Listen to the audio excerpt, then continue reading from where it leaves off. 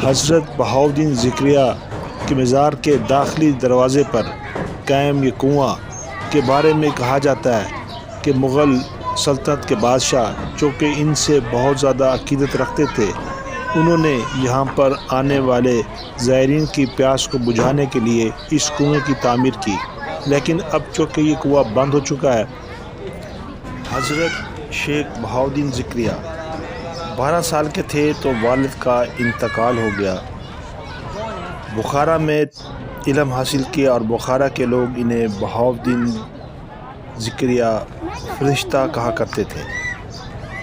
Baghdad سے ملتان آئے تاکہ یہاں کے باشندوں کو فیض پہنچا سکے۔ ملتان کی مدت قیام میں نہ صرف ملتان بلکہ سارا ہندوستان حضرت بہاؤالدین ذکریہ کے فیض و برکات سے منور ہو گیا۔ حضرت شیخ ذکریہ کو کبھی دولت کی کمی محسوس نہ ہوئی، مگر وہ خود اس سے ہمیشہ بے نیاز رہے۔ ایک روز خادم سے فرمایا کہ جاؤ جس صندوقچے میں 5000 دینار رکھے ہوئے ہیں ان کو اٹھا لاؤ۔ خادم کے ہر چند تلاش کیا مگر صندوقچہ کہیں نہ ملا۔ وہ مایوس ہو کر واپس آیا، شیخ کو اطلاع دی تو کچھ تأمل کے بعد فرمایا الحمدللہ۔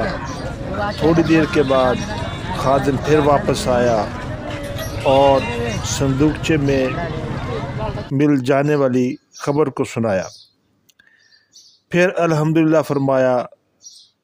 خادم نے پوچھا کہ اس میں کیا حکمت تھی؟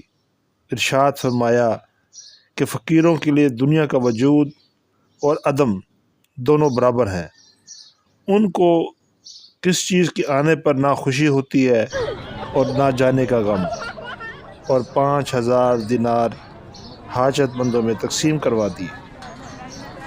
حضرت شیخ بہاؤالدین ذکریہ بابا گن شکر کی بہت عزت کرتے تھے۔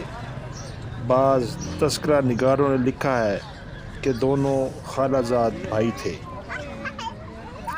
مغلوں نے ملتان کو گھیرا تو شیخ بہاؤالدین ذکریہ نے کمان منگوا کر اپنے ہاتھوں سے اس میں تیر رکھا اور چلانے والے کو کہا کہ دشمن کے لشکر کی طرف پھینک دو۔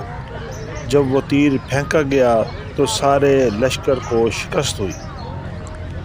وفات کے روز اپنے حجرے میں عبادت کر رہے تھے کہ حجرہ کے بہر ایک نورانی چہرے کے مقدس بزرگ آئے اور حضرت شیخ صدر الدین عارف کو خط دیا اور کہا کہ والد کی خدمت میں پیش کر دیں۔